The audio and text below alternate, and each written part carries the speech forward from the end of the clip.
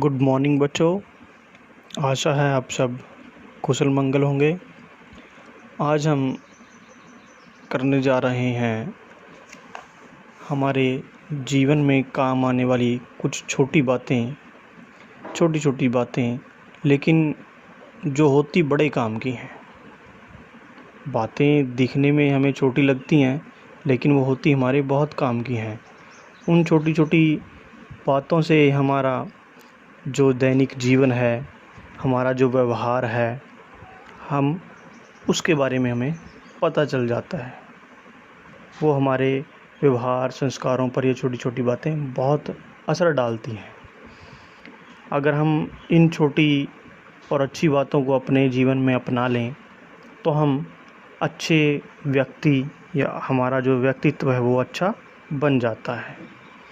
तो चलिए अब हम शुरू करते हैं छोटी बातें बड़े काम की।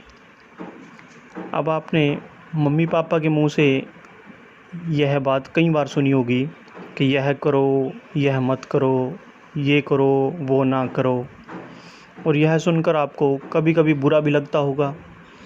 किंतु दैनिक जीवन की छोटी छोटी बातें कई बार बहुत ज़्यादा महत्वपूर्ण होती हैं, जिन का पालन करना समाज व राष्ट्र के हित के लिए अनिवार्य है। इसलिए ये छोटी छोटी बातें बहुत काम की होती हैं।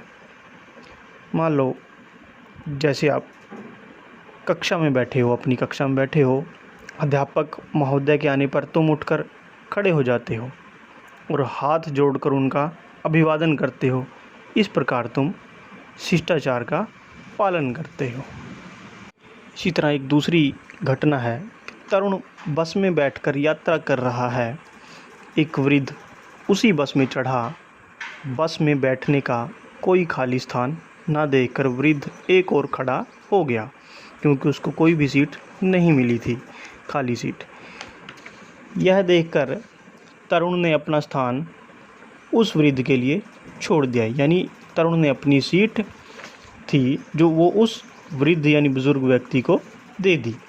निश्चय ही तरुण ने अच्छे नागरिक का कर्तव्य निभाया है। इस प्रकार के व्यवहार अथवा आचरण को हम शिष्टाचार कहते हैं। राष्ट्र और समाज को आपसे ऐसे ही अच्छे आचरण की अपेक्षा है। अब दूसरी बात हम बिजली के बारे में करते हैं। जैसे बिजली का दुरुपयोग करना या बिजली चोरी करना, ये सही आचरण में नहीं आता है। आपकी थोड़ी सी लापरवाही आपके बिजली के बिल को तो बढ़ा ही देती है, साथ में प्रदेश में बिजली का संकट भी पैदा करती है। क्या आपने कभी सोचा कि यदि 100 घरों में एक एक बल्ब व्यर्थ जलता रहे बिना किसी मतलब के, तो 100 बल्बों की जो बिजली है वो लापरवाही के कारण बेकार चली गई। यानी जब कोई कमरे में ना बैठा हो तो हमें पंखे और बत्तियां बंद कर देनी चाहिए। इससे क्या होता है कि बिजली का दुरुपयोग नहीं होता।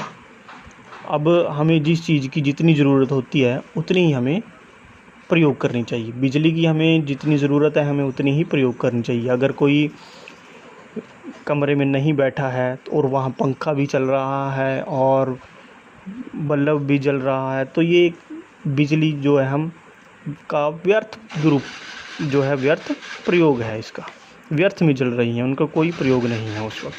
तो एक आदत अपनी ये ठीक करें कि जब भी हम कमरे से बाहर आएँ, अगर कमरे में कोई और ना हो तो अपना पंखा और बल्ब जो भी व्यर्थ चल रहा है उनको बंद कर दें, जिससे बिजली का दुरुपयोग ना हो। इसी तरह एक और है, सुमन ने हाथ धोए और नल खुला छोड़ दिया। रमेश ने बर्तन साफ करके रसोई का नल खुला छोड़ दिया। पानी बह रहा है, किसी को नल बंद करने की चिंता ही नहीं है। इससे अच्छा जो ये आचरण है, इसे हम अच्छा आचरण नहीं कह सकते। सबको यह आदत डाल लेनी चाहिए कि जब पानी की ज़रूरत ना हो तब नल अच्छी तरह से बंद कर दिया जाए। वैसे भी अब जो है वो पानी का जो संकट है वो गहराता जा रहा है। ये हमें एक अच्छी आदत के जो है वो अपनानी पड़ेगी कि हम जितना पानी का जो प्रयोग हो सिर्फ़ उतना ही यूज़ करें उसे, व्यर्थ पानी को ना बहाएं। अगर आप हाथ धो रहे हैं तो उसको नल को हाथ धोने के बाद बंद कर दें।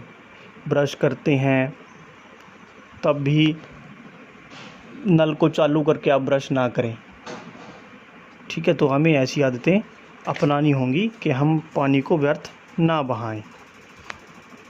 इसी तरह कुछ बच्चों ने आधी छुट्टी में खाना खाया और छिलके तथा कागज़ कूड़ेदान में डालकर डेस्क के नीचे डाल दिए।